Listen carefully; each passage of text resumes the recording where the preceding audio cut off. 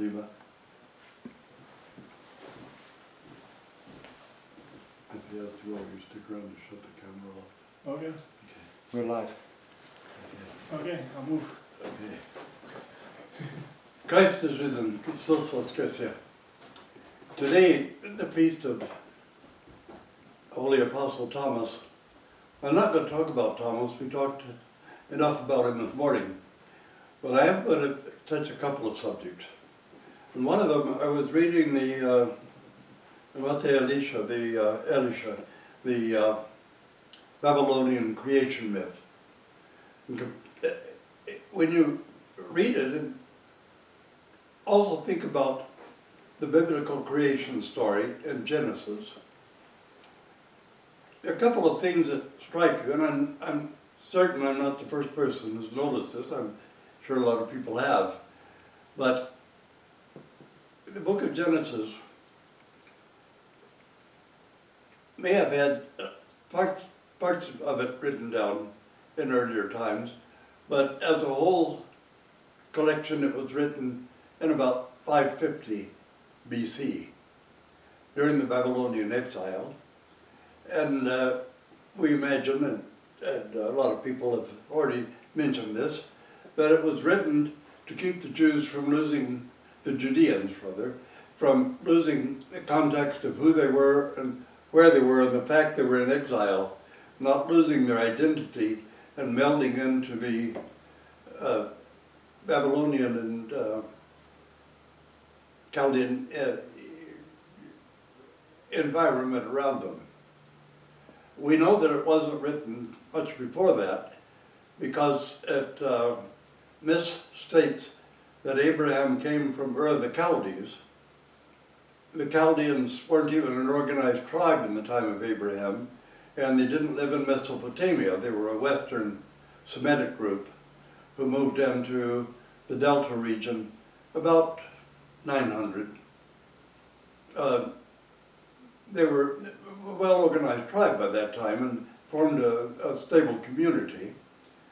They gave one dynasty, short-lived dynasty as a matter of fact, to Babylonia in around the year 600 and began to build a new Babylonian empire, and they were identifiably Chaldeans. So that's when the Chaldeans actually would have been occupying Ur, not before 600 BC. So we have a good idea from that comment about Abraham coming from Ur of the Chaldees, about when the book was written, because the Judeans would have presumed that the Chaldeans were always there.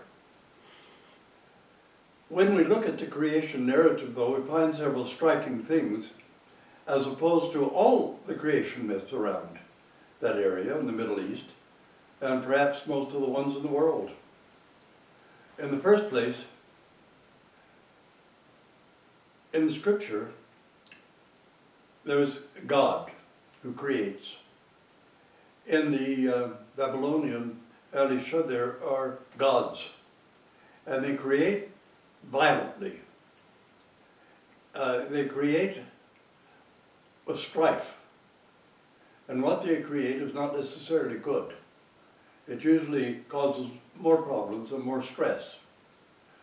The Tiamat, the goddess of seawater, this is where probably the Muslims get the idea that seawater and fresh water won't mix, because throughout the Middle East in pagan times, there was a separate god of fresh water and goddess of seawater. Anyway, the goddess of seawater is sort of destroyed, and the top half of her is used to make the vault of the heavens, and the bottom half is used to make the earth. There's a whole genealogy of gods, and I believe Apostle Paul is going to mention this at a later time, where you have this whole genealogy of gods, of deities, of idolatrous images, and he tells people not to pay attention to these genealogies. The Gnostics were especially fond of having genealogies of deities. But anyway, the Judean story, the Hebrew story, which we find in the book of Genesis, features only one God, creating peacefully, not violently, not with the destruction of others, but peacefully by his word and will. When he finishes creating, he looks at the whole creation and says, it's very good. And most of the creation myths is not very good. It causes more problems than existed before. It causes envy and strife among the deities. And also, when Marduk finally expels the old deities and takes over with his tribe, mankind is created as a slave for the gods. And the striking thing about the Genesis narrative is that God creates in his own likeness and image. They're not there to be slaves or even servants. They've been given a garden and told to take care of it. This is a striking difference between all the other Mideastern creation stories, and one might suspect, as I'm sure a lot of biblical scholars have suspected also, and other readers, that the creation narrative in Genesis was written as an antidote in opposition to the pagan creation myths, to acknowledge one God and a peaceful creation that was very good, and the creation of mankind in God's own likeness and image. You notice that the sun and moon aren't created right away. I believe it's, the fourth day or so, when the sun and moon are created. And I think there must be a reason for this.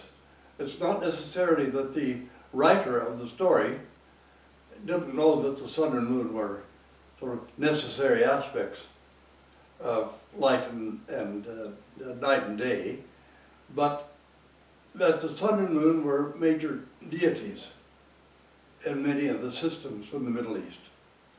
They were worshipped as gods. The writer of Genesis wants to show, no, they're not. They're created things, just like the earth and trees and flowers and everything. They're created things. They're not something you can worship. They're not something you can deify. And even the animals, totems in Egypt, and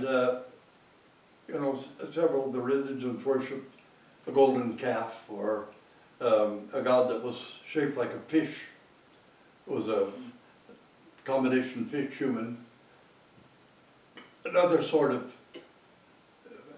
animals and things that were worshipped. The creation narrative in Genesis is saying, no, all these things were created by the one God. They're not deities, they're not to be worshipped. They're just things, created things. The sun, moon, the seven, what people thought were the 7 planets at the time, these are all created things. Don't worship them, worship the one true God. And there's a Mishnah, a Jewish Mishnah that I once read on the creation of the creation of Eve. And the Mishnah says that God didn't create her from Adam's head, otherwise she would have lorded it over him. He didn't create it from his feet, otherwise he would have trampled on her. God created Eve from his side because she was equal to him to walk side by side with him. Not inferior, but equal to him, to walk side by side with him as a partner. There's another thing that is striking, and that is about the temptation story. Now, Adam and Eve are, if you read the narrative carefully, they're standing together, and no distance apart. So Satan tempts Eve to take of the fruit, she says, well, God told us not to partake of the fruit, not even to touch it. And Satan is convincing her, well, no, it's good for food. It'll give you knowledge, it'll give you wisdom if you eat it. And God just doesn't want you to have knowledge and wisdom. So Eve thinks it's over. She's sort of really thinking about it. And finally she yields and she takes the fruit, eats it. Now a lot of people say, then she tempted Adam to take the fruit. No, she didn't. She didn't tempt Adam at all. She gave Adam the fruit and he ate it. There was no dialogue. She didn't sort of flip her hair at him or wiggle her hips or something. She didn't tempt him. She just said, here, this is really tasty. Here, he gave it to her. He didn't resist. He didn't even spend as much time thinking it over as Eve did. He just acted much more impulsively than Eve, and completely without temptation. He simply accepted the fruit and ate it. So let's get this out of our head that Eve tempted Adam to eat the fruit. She did nothing of the kind. He didn't need to be tempted. And he was standing next to her, so he must have heard the dialogue with the serpent, because she took the fruit, turned and gave it to him, meaning he was right there. Well, we can say Eve was first in transgression. Why? Well, it occurs in the New Testament, some places. I won't take the two books of Timothy, the two letters to Timothy and Titus, we know for certain were not written by Apostle Paul. So the idea about Eve and about women that occurs in the book of Titus is definitely not from Paul. There is an interpolation, and we're sure it's an interpolation, not something Paul wrote. In the letter to the Thessalonians, a brief reference that's completely out of place, and if you were to read it in Greek, you'd see that it's completely out of context. There was probably a margin note by some copyist, that some later copyist saw it and incorporated it into the scripture. It happens that in different manuscripts it's incorporated at different places in the letter. So let's not be too hasty to blame Paul. It's clear that women figured in a big way in the Pauline church. You know, there you have Phoebe the deacon, and you also have women who hosted the congregation for the Eucharist. So we have to read the book of Genesis with a great deal of nuance. And this is the trouble with taking things out of historical context and pretending that they were written in the 20th century, the 21st century. The book of Genesis, the creation narrative, it seems to me anyway, and I know others will agree with this and have already noticed it long before I did, that the creation narrative in the book of Genesis, indeed a lot of the story in Genesis, is there to offset pagan mythologies and the idea that there were numerous gods who were all equal, who were all battling and fighting each other, who were all causing more chaos and demanding sometimes human sacrifices. So let's look at the book of Genesis not in such a critical way as in a thoughtful and nuanced way, and see maybe it's about something different than what we think it is. Maybe, of course it's not historically accurate. We know that, and some of the early fathers were quite aware of that as well. But it's giving us a creation narrative that really counters all of the pagan narratives around it, all of the multitudinous gods around it. And that makes it a much more reasonable and logical allegory or story. It has a theological purpose. a theological intent. It's not just that it teaches us that Adam and Eve were undone by their ego. By falling into the ego, you eat of this fruit, disobey God, and you'll become like God. And it never dawned on them to say, well, but we're already in the image and likeness of God, what more do we want?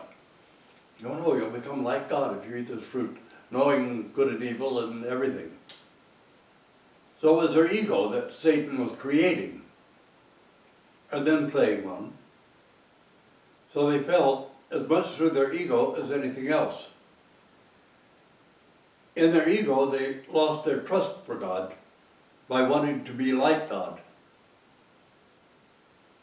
And when they fell, the next story, the one about Cain and Abel, surely they both offered equal sacrifices, because God doesn't say to Cain, if you'd offered the right thing, I would have accepted it. He says, if you'd offered it rightly, I would have accepted it.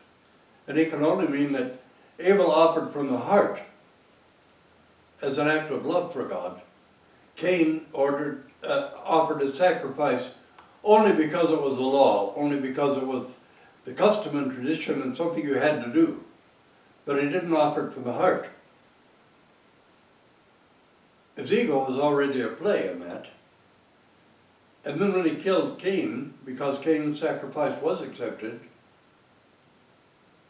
that whole story is about Cain becoming overpowered by his own ego and killing his brother Abel because Abel's sacrifice was accepted and his wasn't.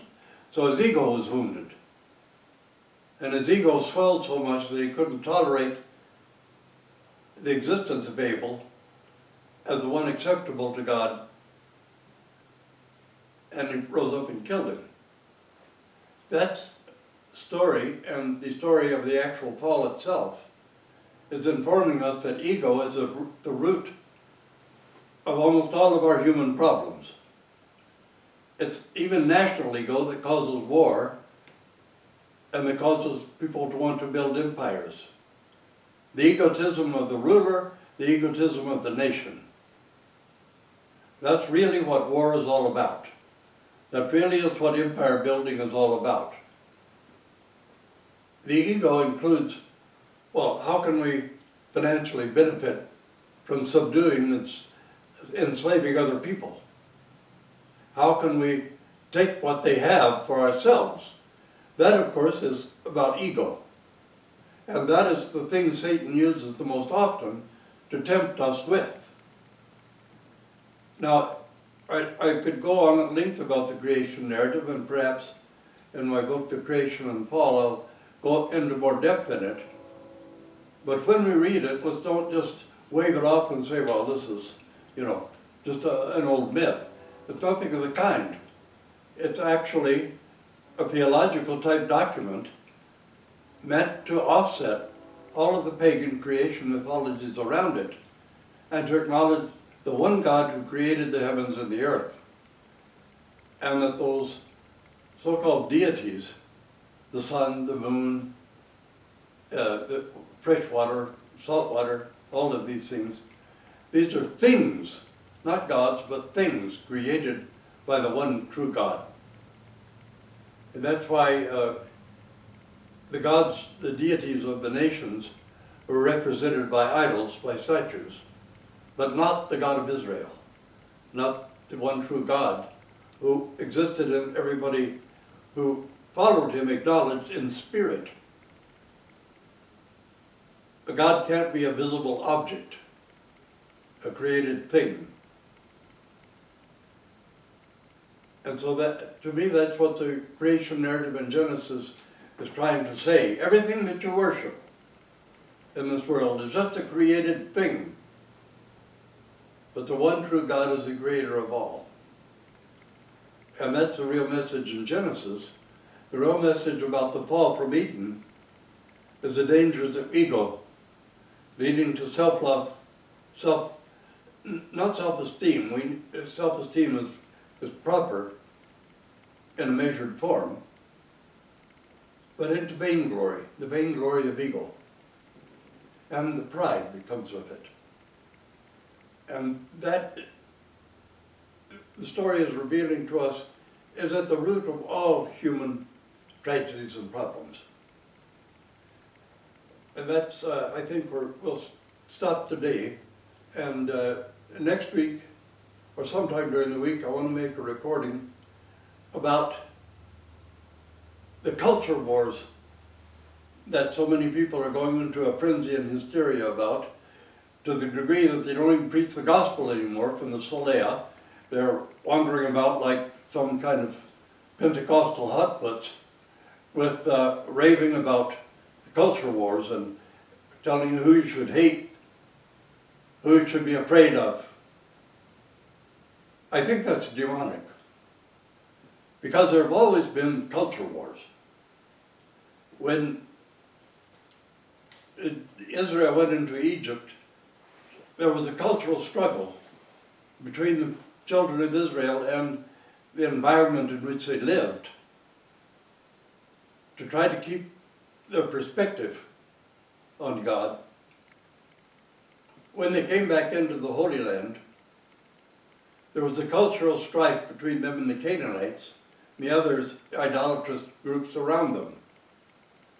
When Alexander the Great formed his empire and took over Judea, and left it to, when his empire dissolved into several empires, we all know the story of the Maccabee martyrs.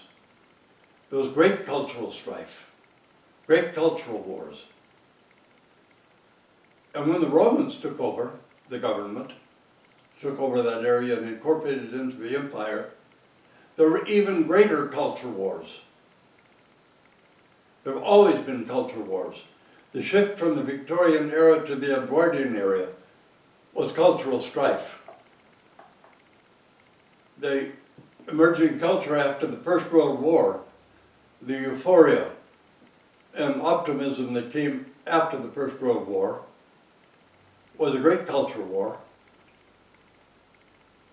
The Roaring Twenties was part of a culture war. And then coming out of the Second World War, ending the Depression, which really the Second World War ended the Depression. You know, wars are very profitable to some people. They came out of, in the early 50s, we also had a culture war. So there's always some kind of culture war. But preaching about that in a kind of hysterical, fear-filled, and really hateful manner is not a solution. It's not a struggle against the culture wars. It's just a struggle to leave everybody unpeaceful, agitated, unsettled, full of fear or hate, or both. So I think in our next video, we're going to talk about these culture wars, and I think a more calm and reasonable way, and suggest what we might do in response to some of the cultural struggles that we're having now. You know, there's a culture war even between Canada and the United States, for that matter, because we have two different cultures, and we have two different approaches to culture. The United States approaches everything with fear. Everything with fear and agitation, and very often hate. Whether it's Jim Crowism, racism, white supremacyism, homophobia, anti-Semitism. All of these things relate to fear and hate. And fear and hate are no way to proclaim the gospel, because the gospel is not about fear and hate. It's about something else. It's about healing rather than cutting the wounds deeper. So we'll make a video about that next. Well, thank you all for being with us, and God bless you all, and Christos Christi.